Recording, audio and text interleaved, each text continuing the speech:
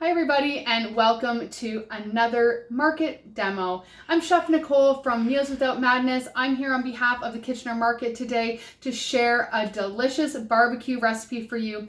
We have named this week's recipe Mom's Grill 2. This is kind of born out of my own kind of idea that as we go into Mother's Day, I do all the grilling at my house, with the exception of burgers, but for the most part, I do all the grilling. But you know what? We often don't see grilling items start coming out till closer to Father's Day. So I thought today might be just great to celebrate, well, everyone who grills, but especially the moms who love to grill just like I do. So I'm excited to share this recipe with you. We're gonna be grilling the vegetables. We're gonna be doing a wonderful orange marmalade glazed pork tenderloin. It is gonna be flavorful, delicious, and the best part is it's also very simple and easy to do. So let's get started. The first thing that we're going to do is prep our veggies that are going to be going on the grill. So we're going to cut them a little bit larger so they don't fall through the grates on the grill. We can get some nice color on them, and we're going to introduce some more of that grilling flavor when we mix them into the salad. So we are going to be working with some peppers, huge ginger. We're going to be using a whole bunch of ginger in the dressing, the sauce, and all of that. And then I've got some bok choy. The bok choy I'm actually going to start with because I'm actually just going to cut it in half again so it doesn't fall through the grill. Just make sure that you take a minute to separate the pieces out. Make sure that you rinse it really well because the dirt does tend to hide in all those little pieces. So we just want to make sure we give that a really good rinse. Chopped up all my bok choy. I did leave the root end on. I'm going to cut this off before I add it to my salad, but I want to keep it on so it doesn't fall apart when I go to the grill. Next up, our ginger, which is going to go into our dressing and also into our sauce. So for the ginger, I'm going to just cut it into little rounds. Like I said, we're going to use quite a bit here. Oh, I love the smell of ginger. Such a great ingredient. And I'm just going to stack them up into little, well, stacks. That's what I'm doing, stacking it up. And then I'm just going to turn it sideways and give it a nice little chop. I want to chop it pretty fine because we don't want anyone to get a big bite of ginger, especially in the dressing. The sauce is not too bad because it's going to cook for a little while, but for our dressing, I want to make sure that I cut it really finely. In my dressing, what I have right now is some oil. I have a little bit of soy sauce, garlic, ginger, and I'm going to add a little bit of salt and pepper. So I'm using the orange juice to make a cohesive flavor throughout the entire dish because we're using the same ingredients in multiple parts of the dish. We have all of our ingredients in here, and so we're just going to shake it up. I'm going to show you guys how to supreme an orange. So what we're going to do is we are going to get all of those nice little segments out of the orange without the little membrane that is usually around it. And we're going to use these in our salad as well. So I grabbed myself a little paring knife. And so what I'm going to actually do is I'm going to do it over top of my pot because I don't want to waste this delicious juice that's all going to start coming out of here as I work my way around. And so you can see here, see where the little segments are where it would have that little membrane. I'm going to carefully work my knife in on a bit of an angle, and we're going to start getting the supremes out. Okay, so I'm going to keep doing this, and what's going to happen is that little membrane is going to stay there as I work my way around. I'm just going to trim this little orange peel off there. And you're just going to cut out your little supremes. So I've got out my cutting board that I'm using for my protein, which is a beautiful tenderloin. And what I'm going to do now is just trim off a little bit of the silver skin. This will not render off. This isn't fat. You do have to remove that. It is just going to get really tough as it cooks. So what I'm going to do is I'm going to get my knife just underneath that skin just a little bit, and I'm going to try to lose as little of the meat as possible. And I'm just going to trim that. Okay.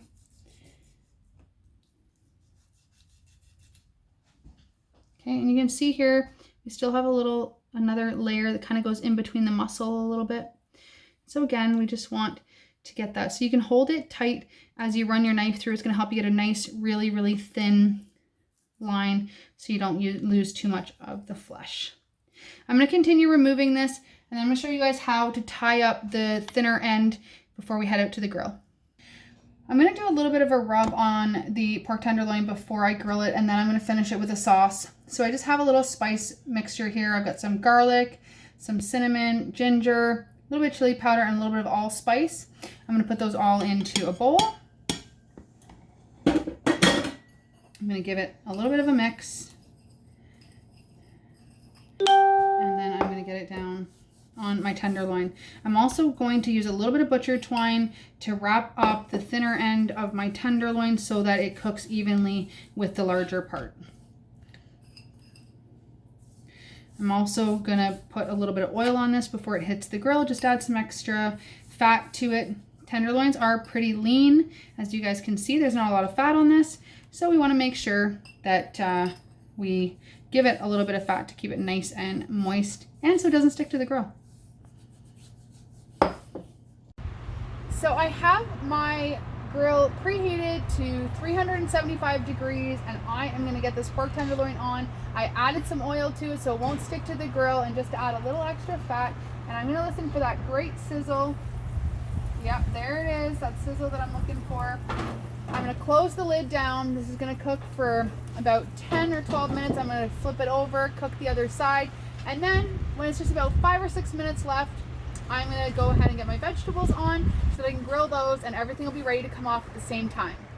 Next up is going to be our sauce. The pork tenderloin is on the grill. Now we're going to make our delicious sauce that we're going to baste it with and pour over top at the end. I have some orange marmalade that's going into my pot that already has ginger and orange juice in it. I also have some garlic chili sauce. I like a little bit of heat, so I'm adding some straight up chili flakes as well. We're going to add a clove of garlic that's been minced up. And finally, I'm going to add in a couple tablespoons of soy sauce.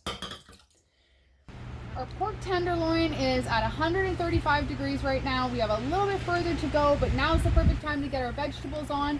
I've drizzled some oil over them and seasoned them with salt and pepper, and now I'm going to get them onto the grill. They're just going to take a couple minutes to cook.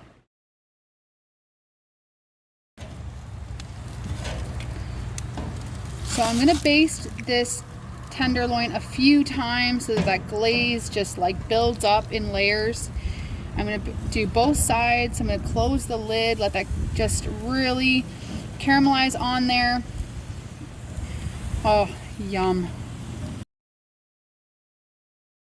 The pork is ready to come off the grill. I'm going to tent it with some foil and let it rest before we slice into it.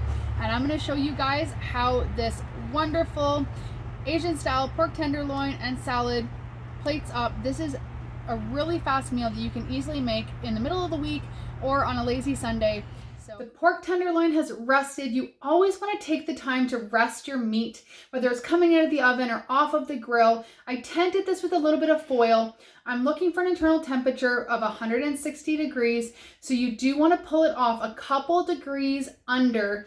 Tent it with foil. It's going to continue to cook. It's called carryover cooking. And if we want to make sure that we have a nice, tender, juicy tenderloin, because it doesn't have a lot of fat, we really do want to make sure that we are not overcooking it. Meat thermometers are the best way to ensure you're cooking things to the right degree of doneness without overcooking. So look at this beautiful tenderloin. I'm going to slice it now. Again, you guys will notice in all of my videos, I do slice it on the bias. I want to make sure that I get nice surface area that people can see. See how juicy it is.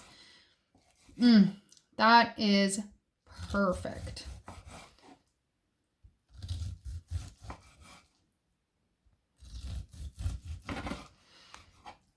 Tenderloin, and I am going to transfer it onto my platter, and then I'm going to take that gorgeous glaze that I was using and pour it over the top.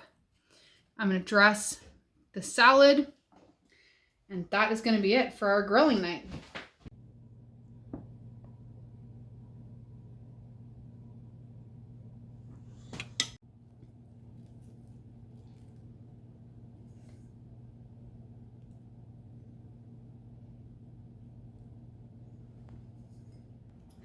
There you have it, a beautiful Asian style pork tenderloin and an Asian salad. I have had such a great time grilling with you guys. Again, we named this episode Mom's Grill Too, but it really is for everybody. I hope that you guys make this recipe, and if you do, be sure to hashtag the Kitchener Market, tag me at Meals Without Madness. As always, the Kitchener Market is open from 7 a.m. to 2 p.m. for all your fruits, vegetables, meat, cheeses, and so many other wonderful products.